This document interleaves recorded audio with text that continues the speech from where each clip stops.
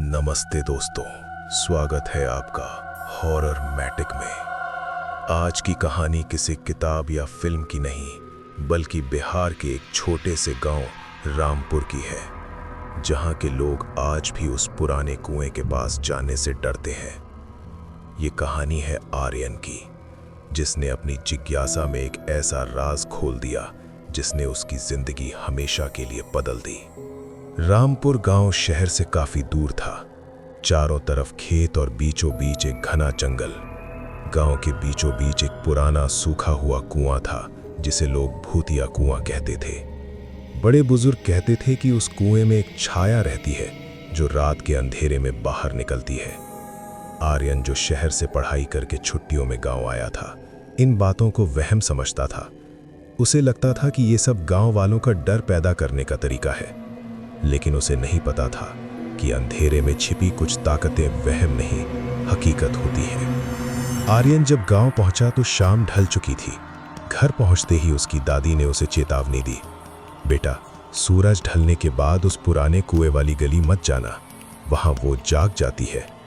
आर्यन हंस दिया और बोला, दादी, अब जमाना बदल गया है, भूत प्रेत सिर्फ कहानियों में होते हैं। उस रात आर्यन को नींद नहीं आई। खिड़की से बाहर देख रहा था कि तभी उसकी नजर उस पुराने कुएं पर पड़ी। चांदनी रात थी, लेकिन कुएं के आसपास एक अजीब सा कोहरा छाया हुआ था। अचानक उसे लगा जैसे कुएं के पास कोई खड़ा है। एक औरत, जिसके बाल खुले हुए थे और वो सीधे आर्यन की खिड़की की तरफ देख रही थी। आर्यन ने आंखें मली, लेकिन वहां कोई नहीं था। उसने सोचा कि शायद थकान की वजह से वहम हुआ होगा, लेकिन अगली सुबह जब वो उठा तो उसके कमरे के दरवाजे के बाहर मिट्टी के निशान थे, ऐसे निशान जैसे कोई गीले पैरों चलकर आया हो। आर्यन के रोंगटे खड़े हो गए। उसने दादी से पूछा तो दादी ने सिर्फ इतना कहा, मैंने मना किया था बेटा, अब वो तुम्हें देख चुकी है। आर्यन अब डर गया था, लेकिन उसका डर अब जिज्ञासा में बदल चुका था। उसने गांव के सबसे बुजुर्ग व्यक्ति काका जी से बात की। काका जी ने बताया कि करीब 50 साल पहले उसी कुएं के पास एक लड़की रहती थी जिसका नाम कामिनी था। कामिनी बहुत खूबसूरत थी, लेकिन उस पर एक लड़के ने काला जादू करवा दिया था।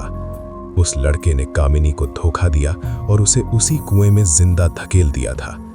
मरने से पहले कामिनी ने श्राप दिया था कि जो भी इस कुएं के पास रात में आएगा वो उसकी छाया बन जाएगा। काका जी ने आर्यन को सलाह दी, बेटा, अगर तुम्हें अपनी जान प्यारी है तो 3 दिन तक घर से बाहर मत निकलना और रात में दिए जलाकर रखना। आर्यन ने काका जी की बात मान ली, लेकिन किस्मत को कुछ और ही मंजूर था। पहली रात ठीक बीती। दूसरी रात आर्यन को अजीब आवाजें आने लगी। कोई उसके कमरे की खिड़की खटखटा रहा था। ठक ठक ठक। आर्यन ने हिम्मत जुटाई और खिड़की के पर्दे के पीछे से झांका। बाहर वही औरत खड़ी थी। इस बार वो ज्यादा स्पष्ट थी। उसका चेहरा सड़ा गला था, आंखें अंगारों की तरह लाल थीं और वो मुस्कुरा रही थी। आर्यन चीखना चाहता था, लेकिन उसका गला सूख गया था। औरत ने इशारे से उसे बाहर बुलाया। आर्यन का शरीर सुन्न पड़ गया था। वो अपने आप खिड़की की तरफ बढ़ने लगा।